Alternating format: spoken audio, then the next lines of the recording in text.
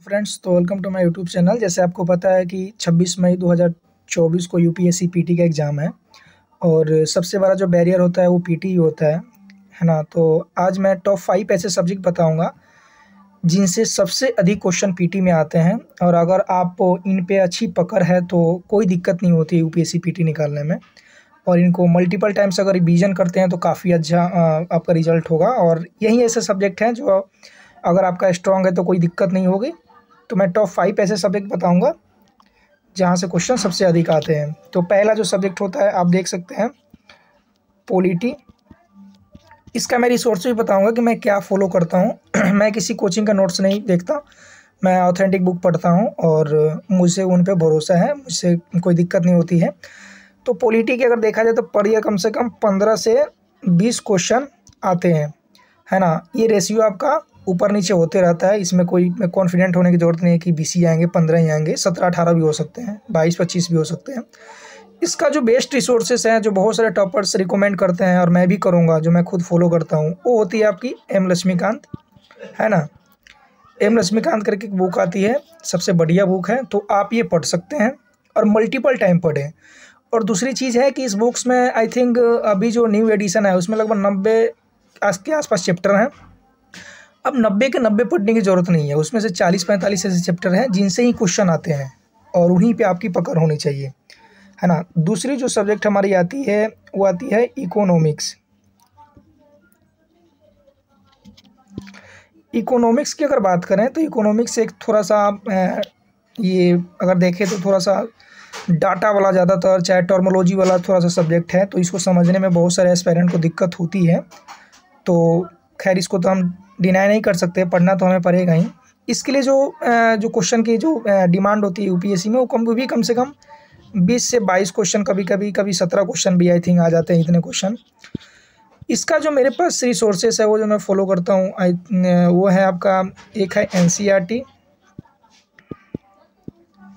NCERT और plus में एक है दृष्टि का क्विक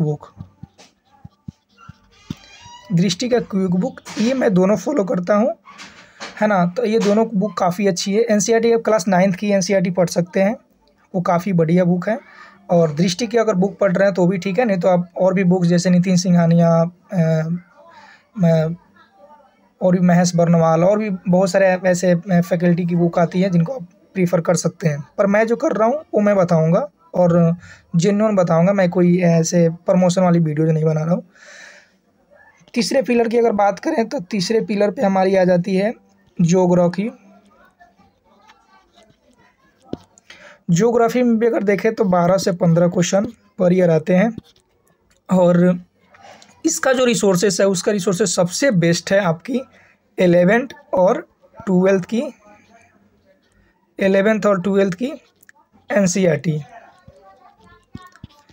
ये चीज़ें अगर आपकी क्लियर है, दोनों बुक्स पार्ट 1 और पार्ट 2, तो मैं कहूँगा कि आपकी मतलब कोई क्वेश्चन छूटने वाला नहीं है। अगर आप इसके अलावा लेना चाहते हैं तो और भी मार्केट में बहुत सारे फैकल्टी की बुक है, तो मैं बेसिकली ये दोनों बुक पढ़ता हूँ। और साथ में है मेरे पास दृष्टि का ही कुक बुक है, तो ये भी मैं पढ़ता हूँ। तो ये बेसिकली मेरा ज्योग्राफी का ये रहता है। चौथा जो पिलर है वो है आपका environment and ecology.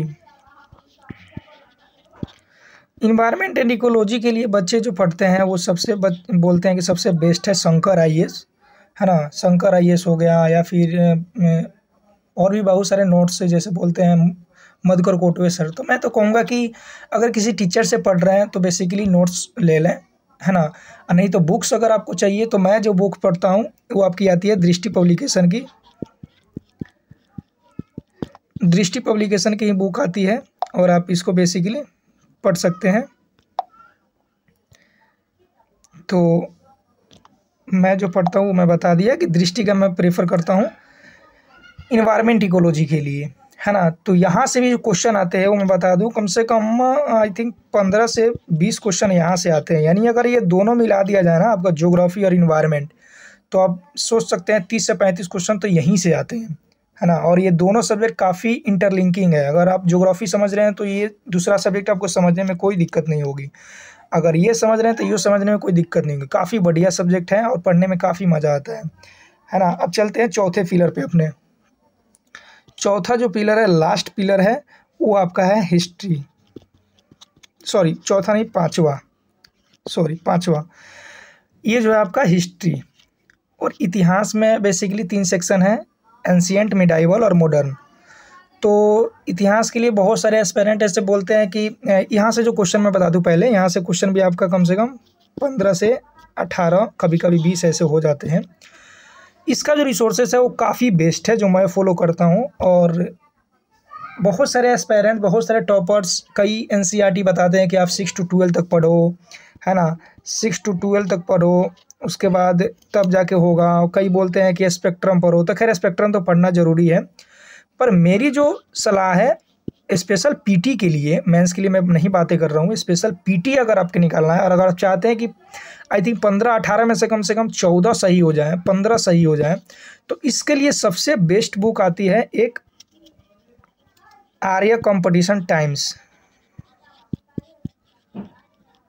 Arya competition times की एक बुक आती है ना। वो इतनी मस्त बुक है कि मैं सच बताऊं तो 2023 का जो पीरी था, आई थिंक 11-12 क्वेश्चन लगभग वहीं से आए थे। मैंने पूरा उसको एनालिसिस किया और मैंने ढूंढा, उसी में से आए थे। बुक काफ़ी बढ़िया है, तो आप आर्य कंपटीशन टाइम्स की बुक आप ले सकते हैं इतिहास के लिए।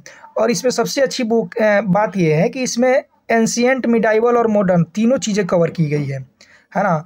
तो आपको सेक्शन वाइज आपको मिल जाएंगे, लगभग 200 पेज में एंशिएंट है, 200 में मिडाइवल और 200 में मॉडर्न, और काफ़ी मतलब कॉम्प्रिहेंसिव तरीके से इसको कवर किया गया है। तो आप इसको देख सकते हैं, बढ़िया बुक है।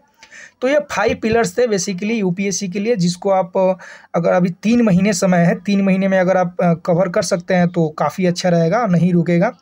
और इसके साथ साथ अगर देखेंगे सीसेट में भी अगर आप लोगों की इंक्वायरी होगी तो मैं वीडियो लेके आऊँगा कि सीसेट में हमें क्या करना चाहिए। तो मैं भी अभी बिगिनर ही हूँ, है ना, तो मैं भी अभी इसी पे अटल हूँ, मैं इसी पे तैयारी करता हूँ, यही मेरी सब्जेक्ट है, रिसोर्सेज है। और मैं कहूँगा कि आप भी इसको फॉलो करें, काफ़ी अच्छी ये सारी रिसोर्सेज हैं, ज़्यादा भटकने की ज़रूरत नहीं है। धन्यवाद।